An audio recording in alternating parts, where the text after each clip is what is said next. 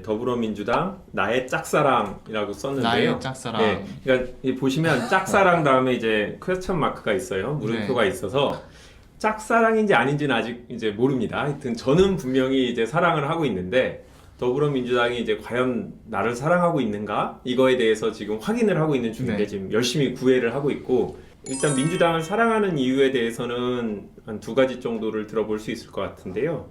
이 더불어민주당 홈페이지에 가보시면 민주 60년이라고 돼 있어요. 1955년 이 신익희, 조병옥, 장면 이 당대표를 하던 55년 9월 18일 날 세워진 민주당부터 쭉 면면을 이어온 걸로 민주당은 이제 생각하고 있고요. 저 개인적으로도 뭐 그 당시에 태어나진 않았습니다만 우리 드라마 제2공화국, 제3공화국 이런 것들을 보면서 그때부터 우리 군사독재 시절에 활동하던 민주당의 유명한 정치 인사들을 보면서 저분들은 어떻게 개인적인 두려움 이런 것들을 감수하고 저런 정치를 해낼까에 대해서 아주 어릴 때부터 생각을 해왔고요. 아버지께서도 계속 이 군사독재 시대에 이 지금 정치가 어떻게 되는지 이런 밥상에서 그런 얘기들을 해주셨는데 그런 얘기를 들으면서 민주당에 대해서는 아주 어릴 적부터 그냥 정서적으로 아주 민주당을 좋아하고 따르는 그런 마음이 있었고요. 뭐 이승만 정권부터 박정희, 전두환 정권 계속 어떻게 보면 정도의 차이는 있지만 일정 부분 독재가 있었는데 그거에 대해서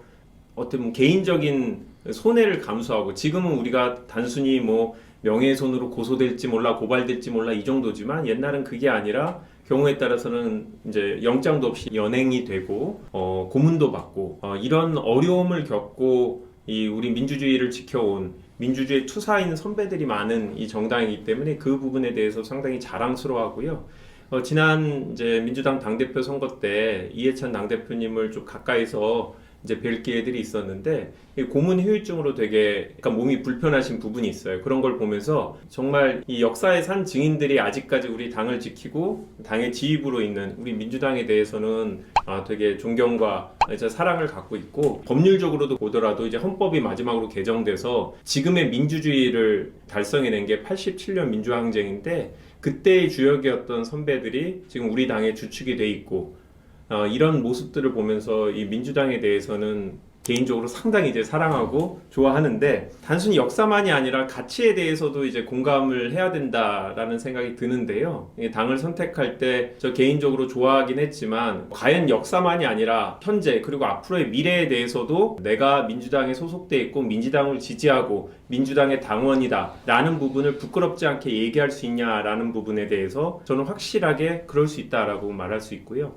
이 다 함께 사는 세상이 필요하다라는 이제 가치를 갖고 정치를 시작을 했는데 저는 민주당의 가치, 특히 문재인 대통령의 뭐 기회는 평등하고 과정은 공정하고 결과는 정의로울 것이다 라는 이 얘기에 상당히 감동이 됐었고 저는 개인적으로는 여전히 이게 우리 민주당의 가치고 문재인 대통령이 지키는 가치고 이거를 구체적으로 구현하기 위해서 다수의 정책들을 지금 민주당이 만들어내고 있다고 생각하는데요.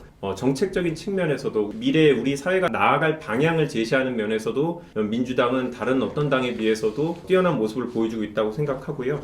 이 짝사랑인지에 대해서 이제 퀘스천 마크를 이제 표시를 했는데 이제 민주당 당의 주역이라는 건 뭐 선출직 국회의원이라든지 시의원 도의원분들이 많이 있지만 당직자들도 많이 있습니다. 하지만 결국 당의 주인은 결국 당원이라고 생각하고요. 우리 당원들이 제 사랑을 받아줘서 과연 제가 민주당에서 정치를 할 수 있도록 도와주실 수 있을지 그 부분에 대해서 계속 고민하고 있고 사랑을 받기 위해서 열심히 노력 중입니다.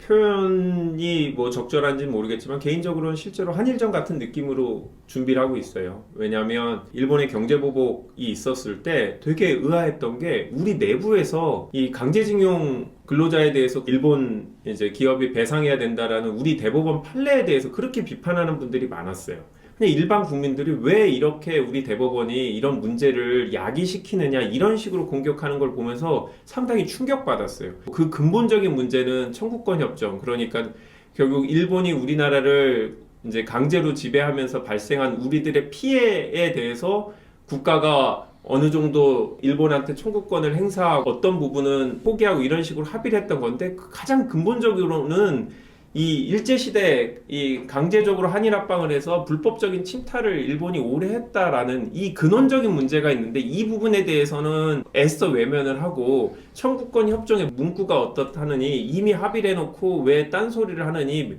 뭐 이런 식의 반응을 보이는 걸 보면서 아 정말 이게 우리나라 사람들이 맞냐라는 생각이 들었어요. 물론 그분들은 오히려 국익을 위한 것은 일본과 잘 지내는 게 좋다. 그렇기 때문에 이런 고언을 하는 거다라고 얘기를 하는데 제가 봤을 때 국제 정치에 있어서 일본이나 특정 나라하고 잘 지내는 게 해결 방안은 꼭 아닌 것 같아요. 결국 독자적으로는 장기적으로 우리나라의 국익을 위해서 가장 중요한 게 뭔지 그리고 종국적으로는 어떤 나라 또 이제 무시하지 않는 누구한테도 지지 않는 나라를 만드는 게 중요한데 일단 요번에는 굽히고 들어가자라는 식의 얘기를 하는 분들을 보면서 또 그런 분들이 많은 정당을 보면서 만약에 저분들이 국회 다수당이 되고 혹시라도 정권을 갖게 되면 과거 일본 간의 문제에 대해서는 더 이상 우리가 문제를 삼기는 어렵다. 물론 이 여러 가지 쟁점도 많고 민주당이 다음 총선에서 이겨야 될 수많은 이유가 있습니다만 일본과의 문제를 장기적으로 국익에 도움되게 해결하기 위해서도 이거는 민주당이 반드시 승리해야겠다라는 생각을 합니다.